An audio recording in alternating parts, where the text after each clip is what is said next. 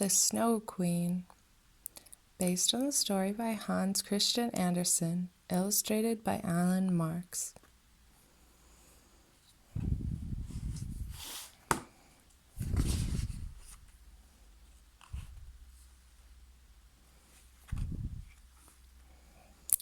Long, long ago, and even further away, lived two best friends, Gerda and Kay. In all the world, no two friends were as close.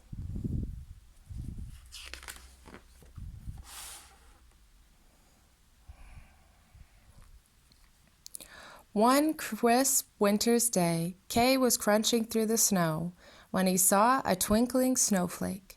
It grew larger and larger until suddenly it turned into a woman dressed in a sparkling white cloak.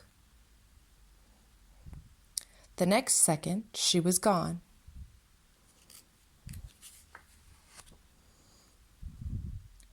The following afternoon, Kay was with Gerda when, ow! A sharp speck of ice flew into his eye. From that moment, everything changed. Kay began teasing Gerda and ripping up all her precious flowers. Then he made fun of people in the street. As each day passed, he grew more and more horrible. "Whatever's happened to Kay?" Gerda asked her grandmother. Gerda's grandmother shook her head sadly and sighed. "I think he's been enchanted by the Snow Queen," she said.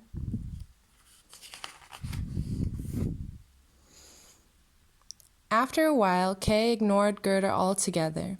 He only wanted to play outside in the snow. His cheeks glowed and his eyes shone. He never seemed to notice the cold. On the coldest day of the winter, the Snow Queen came for Kay. In a daze, he caught hold of her sleigh. She commanded her snow-white horse in a voice spikier than icicles, "Home!"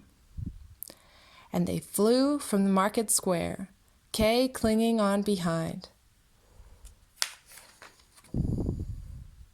The Snow Queen took Kay far, far away to her palace of ice in the frozen north. Kay grew colder and colder and colder, so cold he might have been carved from ice himself. Week after week, he sat still as a snowman, trapped in a room made from blocks of ice. Soon he completely forgot Gerda and everything in his old life.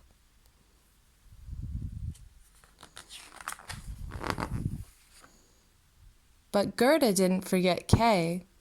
As the flowers started to bloom, she set off to look for him. First, she followed the winding river. When the river ran out, she left her boat and walked. She walked for days and days, until, lost and alone in a forest, she finally stopped. A glossy black crow hopped up to her. "Caw!" he croaked. "What's wrong?" "I'm looking for my friend," she said. "The Snow Queen stole him." "A queen?" croaked the crow. "Perhaps she's taken him to the palace by the lake. Caw! I'll show you."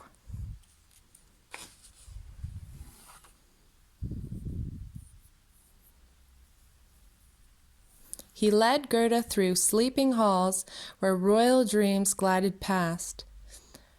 "Try the robber's castle," they whispered. "Take the golden coach outside."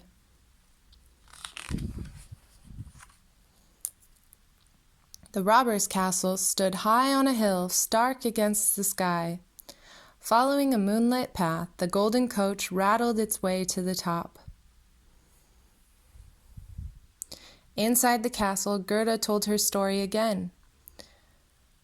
"The Snow Queen lives in the frozen north," said the robber girl. "My reindeer can take you."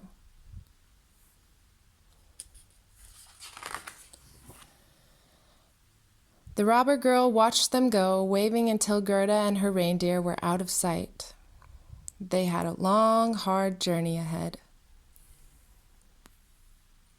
The air turned cold and stung Gerda's face like hail. Her face went numb, but still they kept going. At last, towering in the distance, she saw the Snow Queen's glittering palace of ice.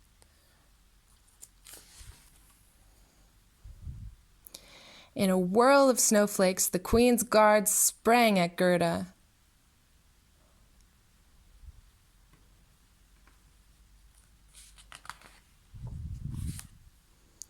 As Gerda cried out, her breath formed into misty angels. Silently, they swooped down and attacked the palace guards. Gerda ran into the palace calling for Kay. She put her hand over his frozen heart, and it began to thaw. A warm tear melted the speck of ice in Kay's eye and trickled down his cheek. "Gerda?" he whispered. Kay jumped up, sending blocks of ice flying. The Snow Queen could only watch in icy fury as Gerda and Kay fled, leaving her chilly palace forever.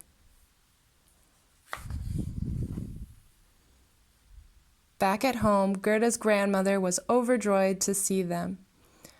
"I can't believe you escaped the Snow Queen," she cried over and over again, and she hugged them both tightly as if she'd never ever let them go.